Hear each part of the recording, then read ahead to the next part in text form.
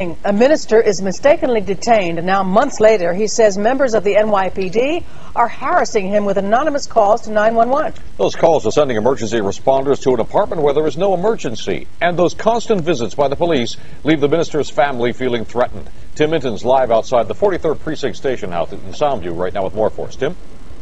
Chuck, police sources say more than 20 calls to 911 with apparently bogus calls have gone through in just recent weeks, leaving the minister's wife and children, who are often home alone, now to say that they are afraid for their safety. After 6 years of calm and comfort in their Lacombe Avenue apartment, the Del Valle family has come to dread a knock on the door. In 3 weeks, they went around about 40 times or more to our apartment. The trouble started after Indelicio Del Valle, a Bronx minister, was mistakenly and forcefully pulled over 2 months ago by officers looking for a drug suspect. Reverend Del Valle suffered swelling and bruises on his head. When the real fugitive was caught minutes later, the NYPD apologized. Does this man look threatening to you? But when soon after concerned clergy joined the minister to announce he'd filed a complaint against police, calls to 911 reporting child abuse, fights, and other claimed emergencies began to bring officers, firefighters, even paramedics to his door.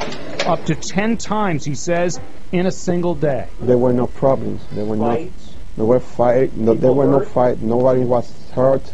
Nothing wrong happened in my apartment. Children attacked? Nobody was attacked. They're very nice people. And I don't see why the cops and the ambulance and the police department have to be knocking on the door all the time.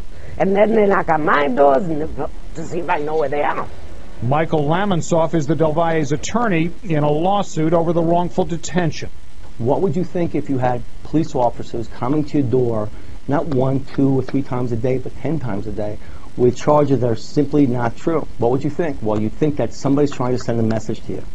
And I believe somebody's trying to send a message to this reverend, and that message is, don't testify. In a statement, the DA's office says, we are aware of subsequent allegations that have been made. There is an active investigation into the entire matter. Since the DA started asking questions about 911 callers' harassment 2 weeks ago, the visits from officers have abruptly stopped, leaving the Del Valles alone, for now, with their fears.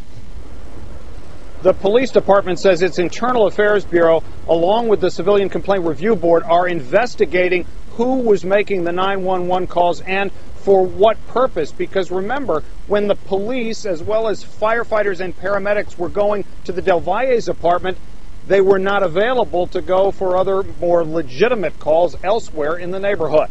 We're live in Soundview. Tim Minton, News Channel 4.